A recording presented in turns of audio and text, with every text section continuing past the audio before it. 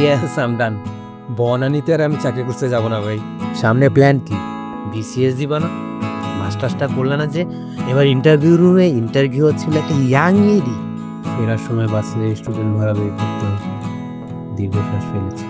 যে গ্র্যাজুয়েট করা ছেলেটাকে ৯-১০ হাজার টাকার জব দিয়ে একটা কোম্পানি ভালোবাসা দেখাচ্ছে, ভাবনার উল্টা ব্যাপারটা লাঞ্চ টাইমে শুকনা রুটি মুখে নিয়ে টের পেয়েছি।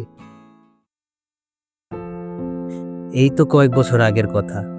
সকালে বাপজান ঘর থেকে বের হওয়ার আগ পর্যন্ত বই নিয়ে বসে থাকা, আর যাওয়ার পরে টিভি নিয়ে কাটতো সময়। আমার ওই ছোট্ট দুনিয়ায় আমি নিজেকে পাওয়ার রেঞ্জারের রেড কস্টিউম পরা ক্যারেক্টার, ড্রাগন বলের গোকু আর ভেন্টেনের টাইসন ভেবে নিজের মতো কনফিডেন্টে বুক ফুলিয়ে চলতাম। মাঠে ম্যাচ উইনিং 6 মেরে সারাদিন সেই খুশিতেই ভাসতাম, ভালোবাসতাম সময়টাকে অনেক। সব কিছু এক সাইড দিয়ে সুন্দর মতো চলছিল, কিন্তু অন্যদিকে মিডল ক্লাস ফ্যামিলি থেকে এসেছিলাম, সো সংবিধানও অনেক। লাইক বড় হয়ে কি কি করতে হবে, তার আগে এখন কি কি করা যাবে না, কি করা সম্ভব না, এইসব বিষয়গুলি। মোটামুটি পড়াশোনা চালিয়ে যাওয়ার মাঝখানে বেঁধে দেওয়া স্বপ্নের চরে আটকে গিয়েছিলাম। সব ভালো লাগার পরিবর্তনের শুরুটাও ওইখান থেকে। এখন স্বপ্ন এসে দাঁড়িয়েছে, গাড়ি করে সুটটাই পরে মোটা আইডি কার্ডের ফিতা গলায় ঝুলিয়ে অফিসে যাব। পড়াশোনা শেষ করে চাকরিতে জয়েন করব ভাবতে ভাবতেই নিজের মধ্যে জমে থাকা উইকনেসগুলো খুঁজে পেয়েছি। ফাইন্যান্সিয়াল ক্রাইসিস থেকে low self esteem, social media effect থেকে imbalance productivity. The situation might be 90% student has to face. সামনে প্ল্যান কি? কি করতেছো এখন? বিসিএস দেবা না? মাস্টার্সটা করলা না যে? করে ফেলো, এত ভালো জায়গায় যাবা কিভাবে? ইন দ্যাট মোমেন্ট আমি কিভাবে এক্সপ্লেন করব? হ্যাঁ, আমি ডক্টর, ইঞ্জিনিয়ার কিংবা সিভিলে যাচ্ছি না, বাট আঙ্কেল, আমার ফিউচার প্ল্যানগুলো আপনাকে বলে নিজেকে ডিমোটিভেটও করতে চাচ্ছি না। এইসব আবার কি? ভাত নাই এইসবে, রাইট? তারপরও নিজেকে প্রুভ করতে পারিনি। What am I good at? নিজের ওপর এক্সপেরিমেন্ট করার সাহসও হয়নি, কারণ বাবা রক্ত পানি করা টাকায় রিস্ক নিয়ে কিছু শুরু করতেও চাইনি। মিডল ক্লাস মাইন্ডসেট, তার উপরে ফাইন্যান্স কীভাবে মেনটেন করতে হয় সেটাও শিখিনি। That's how my fascinating thinking turning into anxiety. যেই গ্র্যাজুয়েট করা ছেলেটাকে ৯-১০ হাজার টাকার জব দিয়ে একটা কোম্পানি ভালোবাসা দেখাচ্ছে, আর ওই 2 বছরে মাস্টার কই থেকে ফ্যামিলি নৌকা টানবে। 12 বছর যাবৎ বাপের ইনভেস্টমেন্টে ঠিকমার গোল্লা ভরাট আর সৃজনশীল ভরা খাতা জমা দেওয়ার পর সোশ্যাল মিডিয়া আমাকে মেন্টরিং করে। এই দক্ষতা সেই স্কিলও জানতে হবে। গ্র্যাজুয়েশন করতে করতে এইসব জিনিস নিয়ে আমার ওভারথিঙ্ক করা শেষ। শুধু ফ্যামিলি আর রিলেটিভসের করা ও ক্রিটিসাইজগুলো ওভারডোজ মাত্র। বড় কিছু হওয়ার ইচ্ছা তো ছিলই। বেতন পাওয়ার আগে সারা মাসকার খরচ সাজানোর বাইরেও কিছু করার ইচ্ছা ছিল। তাই ইচ্ছেগুলোকে নিয়ে সাজানো সিস্টেমের মধ্যেই শুরু করে দিলাম ক্যারিয়ার হান্টিং জার্নি। ওয়ার মাই casual shirt turning into formal, একটা সিবি সহ সবুজ ফাইল, সাথে মোবাইলে অফলাইন করা ঢাকার ম্যাপ, আর গুলিস্তান থেকে 500 টাকা দামের ব্ল্যাক শাইনিং শুনিয়ে আমার জার্নি শুরু। আই ফিল লাইক আমি বাংলা মুভির বেকার স্ট্রাগলিং হিরো, শুধু ধূমকেতুর মতো অপরচুনিটিগুলো গ্র্যাব করতে পারিনি ডিসিশন মেকিং এর অভাবে। বাস থেকে নেমে আবার পায়ে হেঁটেছি লোকেশনের খোঁজে।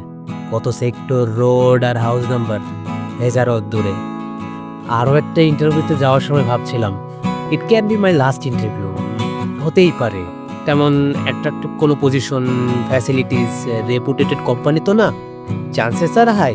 ভাবনার উল্টো ব্যাপারটা লাঞ্চ টাইমে শুকনো রুটি মুখে নিয়ে টের পেয়েছি। কতগুলো মানুষের একটা পজিশন দরকার, রিকোয়ারমেন্টের ডালতলা দেখেছি ইন্টারভিউ রুমের ভেতরে, কারণ বাইরে তখন আরো 50 জন অপেক্ষা করছিল। ভিতরে আমার জন্য good wishes, best of luck, thank you আপনাকে জানানো হবে। এই সুন্দর কথাগুলোর গভীরতা মাপতে পেরেছি, বুঝে ফেলেছি ওই দিন থেকে আমি কি কুড়িয়েছি। ফেরার সময় বাসে স্টুডেন্ট ভাড়া বের করতেও দীর্ঘশ্বাস ফেলেছি। কখনো কখনো বাস না পেয়ে অপেক্ষার ধৈর্য বাস স্ট্যান্ডে রেখেই 20 টাকার ভাড়া পরিমাণ রাস্তা পায়ে হেঁটেই শেষ করেছি। আর সারা রাস্তা খুঁটিনাটি অবজেক্টের সাথে কথা বলে মুড অন করেছি। আর হাঁটার পথে আমার সেই ব্ল্যাক শাইনিং শু তারে দেখেছি আর কথা বলেছি। জিজ্ঞেস করতাম কতটা দিন থাকবি সাথে। ইমপ্রেসিভ ব্যাপারটা কি জানেন, সময়ের সাথে কালো জুতার চকচকে ভাবটা যায় না। আবার ইন্টারভিউ, এবার মোর প্রিপেয়ার্ড, ইন্টারভিউ গাইডলাইন জেনে, ইংলিশে আরও কনফিডেন্ট এনে, আর ধুলো জমা জুতার শাইনিং ভেজা কাপড় দিয়ে অন পয়েন্টে এনেছি। For me the funniest part and the most unexpected thing is, এবার ইন্টারভিউ রুমে ইন্টারভিউ ছিল একটা young lady. Yeah, I'm done. My English find a new accent and my confidence vibrating in my throat.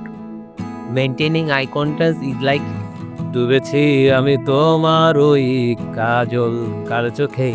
It's not a oh type of things. For a shy guy like me, it's a remand. বনানীতে আর আমি চাকরি খুঁজতে যাব না ভাই. অন্যদিকে self ডেভেলপমেন্টের নামে এক্সট্রা কারিকুলার অ্যাক্টিভিটিস কন্টিনিউ করার মতো এক্সট্রা মানি ম্যানেজ করতে পারি. লার্নিং আর গ্রোয়িংয়ের জন্য একটা ইন্টার্নশিপে জয়েন করেছিলাম. সেখানে পেট বলতে শুধু এক্সপোজার দিবে বলেছে. তাহলে তো পেটের ক্ষুধার সাথে সমন্বয় করে আসা যাওয়ার ভাড়াটা নিজে পকেট থেকে দেওয়াই যায়. ইন্টার্নশিপ করতে গিয়ে ফার্স্ট টাইম চাকরিটাকে চাকরগিরি বলে মনে হয়েছে. সিনিয়র এমপ্লয়ীদের হাতে কফি আর তাদের সব কাজ ইয়াং ট্যালেন্টের নামে লেবু চিপড়ানোর মতো বের করেছে. সেখান থেকে গিভ আপ করতেও সময় নেইনি. কত শত রিটেল শপে নিজেকে অ্যাডজাস্ট করার চেষ্টা করেছি. প্রতিদিন সকালে সেলফ স্টাফের ইউনিফর্ম গায়ে জড়ানোকে শিকলের মতো মনে হয়েছে. কাস্টমার সার্ভিস দেওয়ার সময় ভেবেছি again, what M I made for, what I really want do, what will make me happy. আমাদের কথা আর ভাবনা দিয়ে রুলস অফ সোসাইটির অনেক নিয়মই হয়তো পরিবর্তন করা সম্ভব হবে না, বাট আমি বিশ্বাস করি একটা প্রজন্মের পরে ক্যারিয়ার নিয়ে ডিপ্রেশনে কেউ আর নিজেকে মুছে ফেলবে না.